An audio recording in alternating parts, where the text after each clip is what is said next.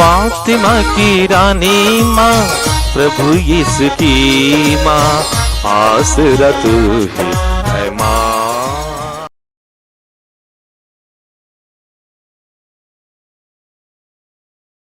पहला पाठ कलोसियों के नाम संत पौलुस का पत्र, अध्याय 3, पद संख्याएं 1 से 11। आप लोग मसीह के साथ ही जी उठे हैं, जो ईश्वर के दाहिने विराजमान है। इसलिए ऊपर की चीज़ें खोजते रहे, आप पृथ्वी पर की नहीं, ऊपर की चीज़ों की चिंता किया करें। आप तो मर चुके हैं, आपका जीवन मसीह के साथ ईश्वर में छिपा हुआ है। मसीह ही आपका जीवन है। जब मसीह प्रकट होंगे, तब आप भी उनके साथ महिमान्वित होकर प्रकट हो जाएंगे। इसलिए आप लोग अपने शरीर में इन बातों का दमन करें जो पृथ्वी की है, अर्थात व्यभिचार, अशुद्धता, कामुकता, विषय वासना और लोभ का, जो मूर्ति पूजा के सदृश है। इन बातों के कारण ईश्वर का कोप आ पड़ता है। आप भी पहले यह सब कर चुके हैं, जब आप इस प्रकार का पापमय जीवन बिताते थे। अब तो आप लोगों को क्रोध, वासना, द्वेष, परनिंदा और अश्लील बातचीत सर्वथा छोड़ देनी चाहिए। एक दूसरे से झूठ कभी नहीं बोले। आप लोगों ने अपना पुराना स्वभाव और उसके कर्मों को उतारकर एक नया स्वभाव धारण किया। वह स्वभाव अपने सृष्टिकर्ता का प्रतिरूप बनकर नवीन हो जाता और सच्चाई के ज्ञान की ओर आगे बढ़ता है, जहाँ पहुंचकर कोई भेद नहीं रहता, जहाँ ना यूनानी है या यहूदी, ना खतना है या खतना का अभाव, ना बर्बर है ना इस्कुती, ना दास और न स्वतंत्र। वहाँ केवल मसीह है, जो सब कुछ और सब में है। प्रभु की वाणी। ईश्वर को धन्यवाद। भजन अनुवाक्य। प्रभु सबों का कल्याण करता है। प्रभु सबों का कल्याण करता है। मैं दिन प्रतिदिन तुझे धन्य कहूँगा। मैं सदा सर्वदा तेरे नाम की स्तुति करूँगा। प्रभु महान और अत्यंत प्रशंसनीय है, उसकी महिमा की सीमा नहीं। अनुवाक्य। प्रभु सबों का कल्याण करता है। प्रभु सबों का कल्याण करता है। हे प्रभु, तेरी सारी सृष्टि तेरा धन्यवाद करे। तेरे भक्त तुझे धन्य कहे। वे तेरे राज्य की महिमा गाए और तेरे सामर्थ्य का बखान करे। अनुवाक्य। प्रभु सबों का कल्याण करता है। प्रभु सबों का कल्याण करता है, जिससे सभी मनुष्य तेरे महान कार्य तथा तेरे राज्य की अपार महिमा जान जाए। तेरे राज्य का कभी अंत नहीं होगा। तेरा शासन पीढ़ी दर पीढ़ी बना रहेगा। अनुवाक्य। प्रभु सबों का कल्याण करता है। प्रभु सबों का कल्याण करता है। जय घोष। हालेलुया। प्रभु कहते हैं, उल्लासित हो और आनंद मनाओ, क्योंकि स्वर्ग में तुम्हें महान पुरस्कार प्राप्त होगा। हालेलुया। प्रभु आप लोगों के साथ हो और आपकी आत्मा के साथ। संत लूकास के अनुसार पवित्र सुसमाचार। हे प्रभु तेरी महिमा हो। अध्याय 6 पद संख्याएं 20 से 26 तक। यीशु ने अपने शिष्यों की ओर देखकर कहा, धन्य हो तुम जो दरिद्र हो, स्वर्गराज तुम लोगों का है। धन्य हो तुम जो अभी भूखे हो, तुम तृप्त किए जाओगे। धन्य हो तुम जो अभी रोते हो, तुम हंसोगे। धन्य हो तुम जब मानव पुत्र के कारण लोग तुमसे बैर रखेंगे, तुम्हारा बहिष्कार और अपमान करेंगे और तुम्हारा नाम घृणित समझकर निकाल देंगे। उस दिन उल्लसित हो और आनंद मनाओ, क्योंकि स्वर्ग में तुम्हें महान पुरस्कार प्राप्त होगा। उनके पूर्वज नबियों के साथ ऐसा ही किया करते थे। धिक्कार तुम्हें जो धनी हो, तुम अपना सुख चैन पा चुके हो। धिक्कार तुम्हें जो अभी तृप्त हो, तुम भूखे रहोगे। धिक्कार तुम्हें जो अभी हंसते हो, तुम शोक करोगे और रोवोगे। धिक्कार तुम्हें जब सब लोग तुम्हारी प्रशंसा करते हैं। उनके पूर्वज झूठे नबियों के साथ ऐसा ही किया करते थे। प्रभु का सुसमाचार। हे क्रिस्त तेरी यीशु स्तुति हो। क्रिस में प्रिय भाई और बहनों, आज का पहला पाठ कलोसियों के नाम संत पौलुस के पत्र से है।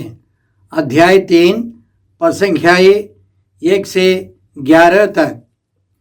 इसमें हमने सुना, आप लोग मसीह के साथ ही जी उठे हैं, जो ईश्वर के दाहिने विराजमान हैं।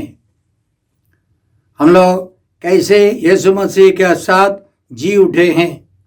हमारे बपतिस्मा के समय हम प्रभु यीशु के साथ मर चुके हैं, उनके साथ पुनर्जीवित कर दिए गए हैं। हम एक नई सृष्टि बन जाते हैं। रोमियों के नाम पत्र अध्याय 6 में संत पौलुस हमारे बपतिस्मा का महत्व समझाते हैं।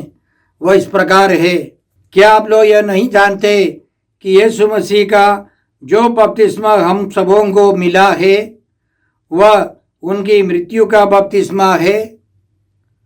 हम उनकी मृत्यु का बपतिस्मा ग्रहण कर उनके साथ इसलिए दफनाए गए हैं कि जिस तरह मसीह पिता के सामर्थ्य से मृतकों में से जी उठे हैं, उसी तरह हम भी एक नया जीवन जिए। यदि हम इस प्रकार उनके साथ मरकर उनके साथ एक हो गए हैं, तो हमें भी उन्हीं की तरह जी उठना चाहिए। प्रभु यीशु ने अपने शिष्यों को बताया था, मुझे एक बपतिस्मा लेना है। वह उनका दुख भोग, मृत्यु और दफन प्रक्रिया और पुनरुत्थान है। यीशु मरकर जी उठे हैं। यीशु कब्र में 3 दिनों तक रहे और 3 दिन के बाद वे कब्र के बाहर आए महिमा के साथ पुनर्जीवित होकर। उसी तरह हम सबों को भी उनके बपतिस्मा में शामिल होना है। उनके साथ मरकर हम जी उठते हैं, एक नया स्वभाव धारण करते हैं। पापों के लिए मृतक, प्रभु यीशु के लिए हम जी उठते हैं। पवित्र आत्मा से संचालित जीवन शुरू करते हैं।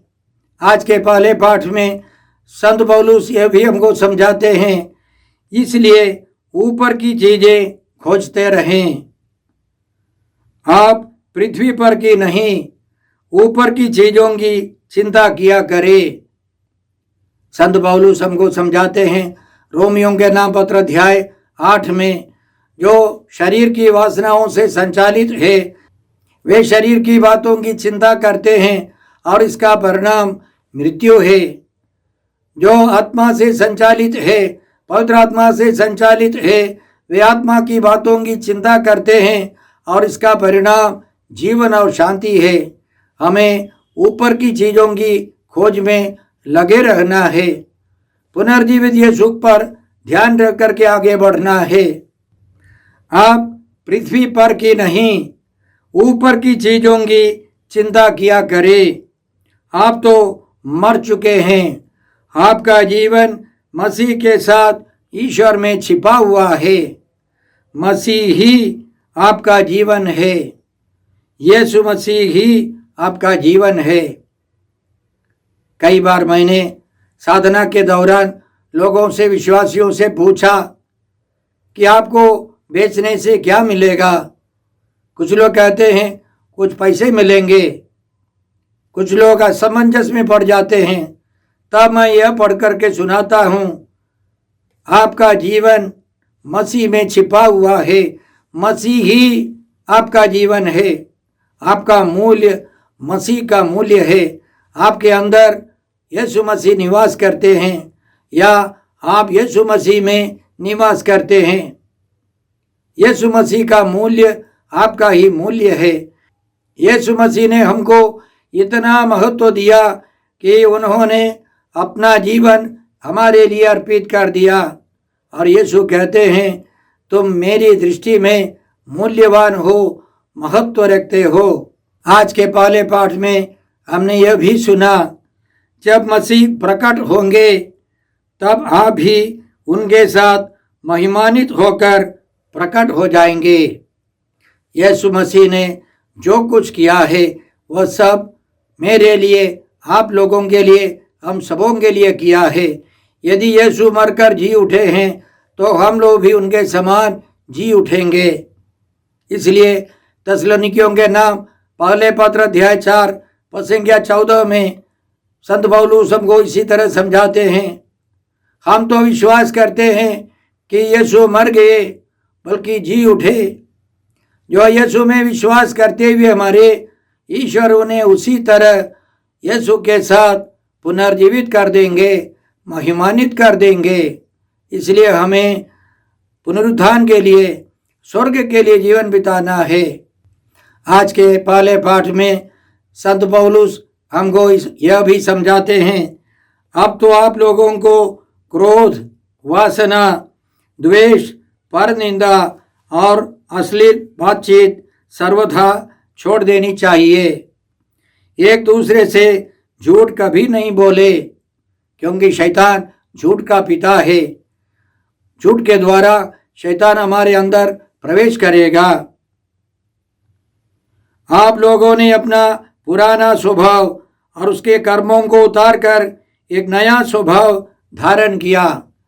बपतिस्मा में, दृढ़ीकरण संस्कार में हमने पुराने स्वभाव को, पापमय जीवन को छोड़ दिया है। हमें पवित्र आत्मा से संचालित जीवन बिताना है। पवित्रता के वस्त्र पहनकर हमें प्रभु की आराधना करनी है। ईश्वर का वचन कहता है, स्तोत्र कहता है, हमें पवित्र वस्त्र पहनकर प्रभु की आराधना करनी है।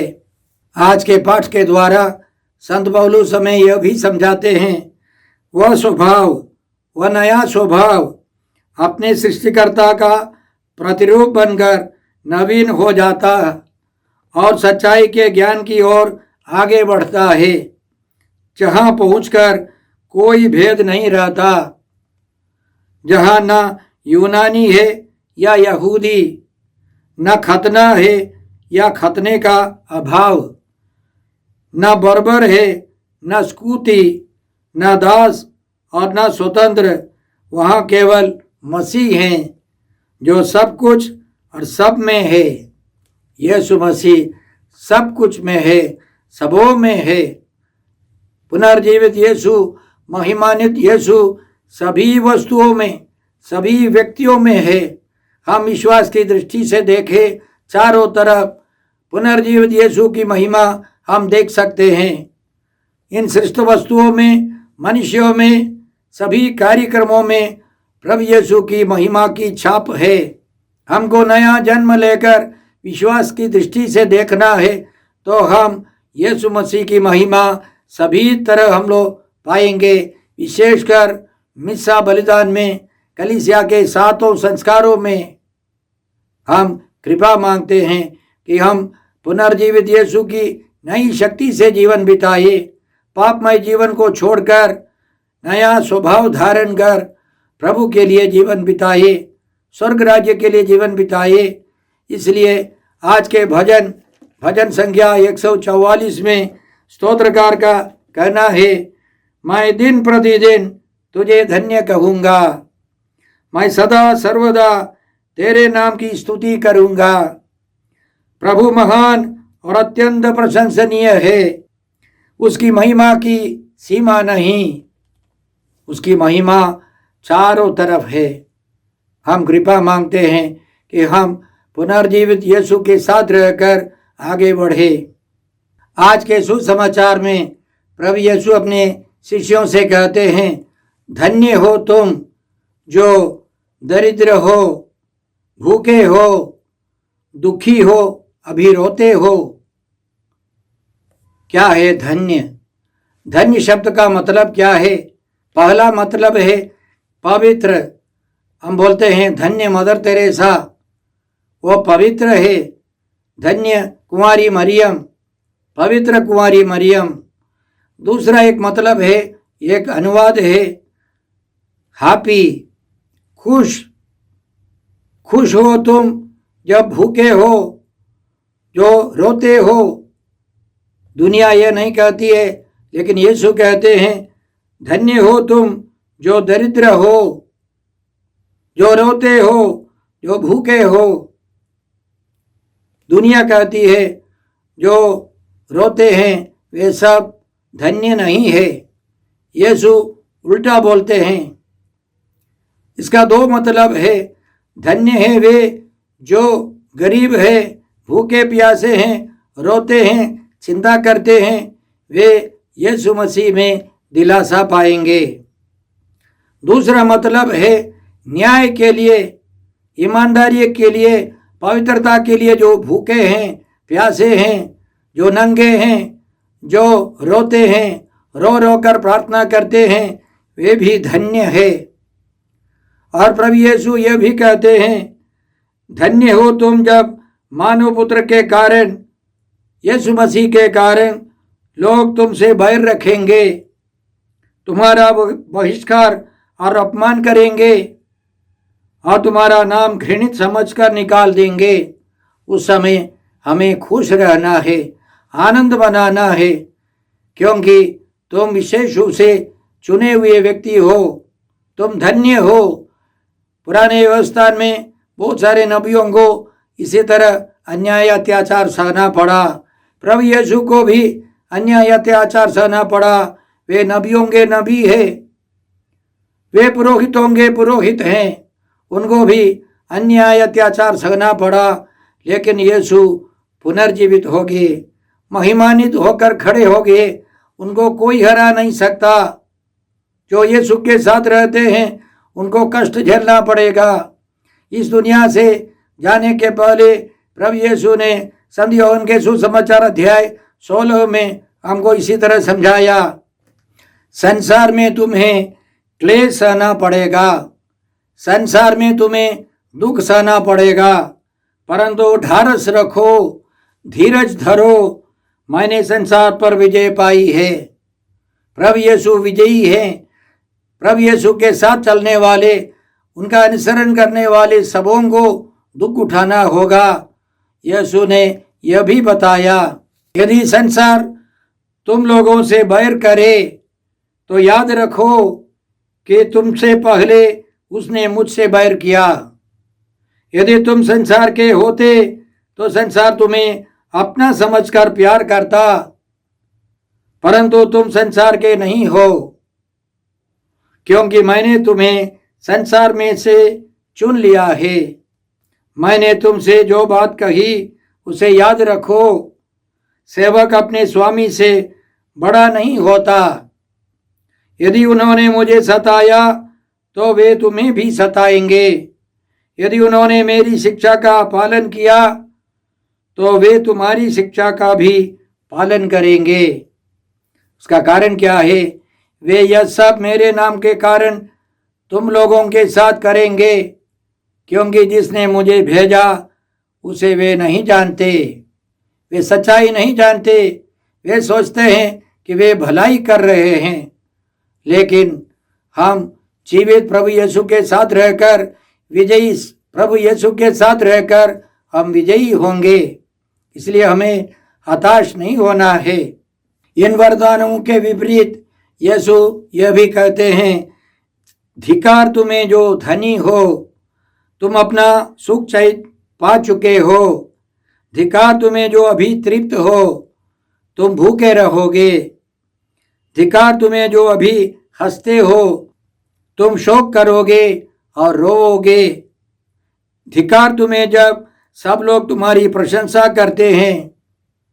उनके पूर्वज झूठे नबियों के साथ ऐसा ही किया करते थे। जो झूठे हैं, जो दिखावा करते हैं, उनकी प्रशंसा होती है, उनका मान सम्मान होता है। वो संसार का मान सम्मान है, यीशु का नहीं। हम यीशु के समान जीवन बिताए। याद रखें, प्रभु यीशु ने यह हमको समझाया था, जो मेरा अनुसरण करना चाहता है वह प्रतिदिन आत्मत्याग करे और अपना क्रूस उठाकर मेरे पीछे हो ले। हम यह कृपा मांगते हैं कि हम यीशु के साथ रहे, यीशु के समान जीवन बिताए, यीशु की आज्ञाओं का पालन करते हुए स्वर्ग की ओर आगे बढ़े। यह कृपा मांगते हैं। हे अब्बा पिता, हे प्रभु यीशु, हे पवित्र आत्मा ईश्वर, आज के सारे पवित्र वचनों के लिए हम तुझे धन्यवाद देते हैं और प्रार्थना करते हैं कि हम पुनर्जीवित यीशु में विश्वास कर स्वर्ग की ओर देखकर आगे बढ़ सके, अन्य सभी लोगों को यीशु मसीह की ओर आकर्षित कर सके, स्वर्ग की ओर आकर्षित कर सके। हम यह प्रार्थना करते हैं प्रभु क्रिस्त के द्वारा। हमारे प्रभु यीशु क्रिस्त की कृपा, ईश्वर का प्रेम और पवित्र आत्मा का साहचर्य आप सबों को प्राप्त हो। आमीन।